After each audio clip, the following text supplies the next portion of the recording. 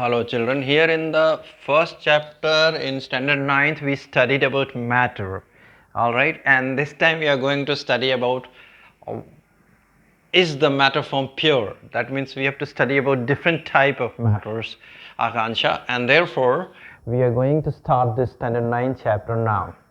So first thing is matter. Matter means what? Everything which occupies space and has a mass and offers resistance. If I say what is no matter, then that means vacuum, the space without air or anything between the heavenly bodies is vacuum, no matter. Our emotions are not matter, like cold and heat are not matter. So matter means something which we can see, alright? Now we see our door frames made of iron, we see earrings made of gold or silver, we see what to say, we see, might be sometimes we feel air, and sometimes somebody may tell that there is neon gas inside the bulb. So those are the gases are matter, and then we drink water, so water is also matter. So matter, then we also drink lemonade, so that is also matter. So we have rice, that is also matter. So matter is of various forms, isn't it? So we are trying to classify the matter forms. So first, matter will be classified into two forms, that is the pure form and the impure form.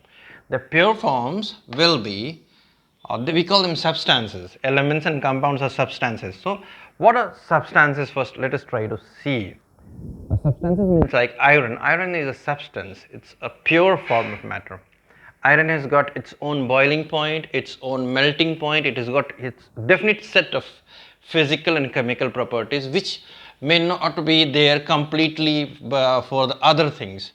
So iron will have a definite set of properties, so it's a pure form. Water will also have a definite set of property, like its boiling point is fixed 100 degrees centigrade, its melting point is fixed 0 degrees centigrade, it has got fixed specific heat capacity 4200 joules per kg degree centigrade. So they are pure forms because they have got a specific set of properties. So I deal one by one. Elements will be pure form of matter because every element has got a fixed boiling point, a fixed melting point, it has got a fixed specific heat capacity, and so on. So they've got fixed set of property, and elements are made up of same type of atoms.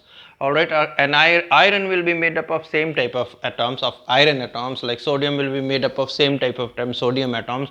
Sodium atoms will contain same number of, all the sodium atoms will contain same number of protons for very sure, and neutrons as well in the nucleus, and then the outside part electrons will be rotating. So elements will also be classified into, so let us see, elements will be in form of metals like iron, silver, gold, etc. Metals, and they have got fixed symbols, gold, silver and sodium, etc. Then non-metals, gaseous things we can take up like hydrogen. So hydrogen has got a symbol H.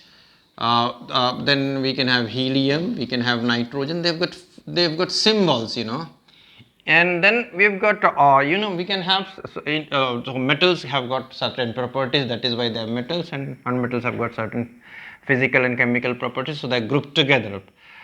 But there will be some other form of elements, they are called metalloids. Metalloids means what? Metalloids means, I don't know if the spelling is right or wrong. Metalloids, I write it this way. Okay, so boron will be there, silicon will be there, germanium will be there. They've got property intermediate between metals and non-metals. So elements का symbol होता है, ये बहुत important बात है आपको समझने के लिए बच्चों.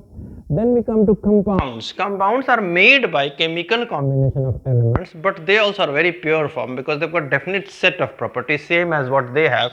But compounds have got formula like H2O, like calcium carbonate, that is marble, that we can have carbon dioxide and so on. They've got formula, that means the elements are combined in a fixed number, fixed ratio, it doesn't change.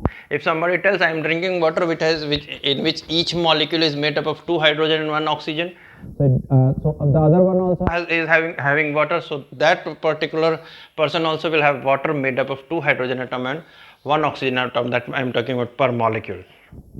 So compounds will have formula, molecular formula, elements will have symbols. That's very important to understand when we talk about impure things, then we'll come there. come there? I think so. Here I have to write impure things, impure substances. So they, if in impure substances we have got mixture substances. So first part over here, compounds. Now I am coming. So we came there. So water is a compound. It has got symbol. It has got definite boiling point, melting point, specific heat capacity, density at a given temperature. So it is fixed. Same way for calcium carbonate, etc. And each component, like say for example, if we talk about marble is made by calcium, carbon, and oxygen. Each component are present in definite proportions. They can be, separated by some chemical processes. Might be difficult or easy, but they can be separated to form the elements.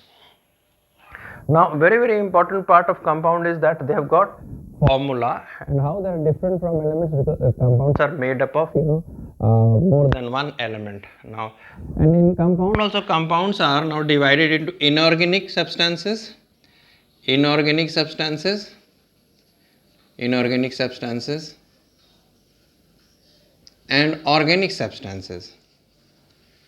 Organic compounds or organic substances, inorganic compounds or inorganic substances.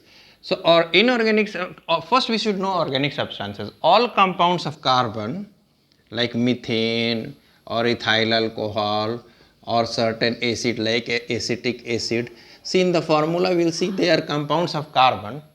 So, all the compounds of carbon except the oxides and carbonates are known as organic compounds. All the compounds of carbon except the oxide and carbonates are called inorganic compounds. So organic compounds are millions and millions. Inorganic compounds are few. You can just imagine carbon, out of 110 elements, carbon is one of the elements. So it alone forms more than 100 times the number of elements, the number of compounds what the rest of the elements form. Now see, this is an inorganic compound. This is, though carbon is present, but this is inorganic. Then other inorganic compound can be H2SO4. Wherever carbon is not there, that is for very sure that is inorganic. If carbon is not present in a compound, that is inorganic. Plus carbonates and carbon dioxide, oxides of carbon are also inorganic. That means CO2 is inorganic, CO is inorganic, H2CO3 is inorganic. Like that, we can say carbonates are also inorganic.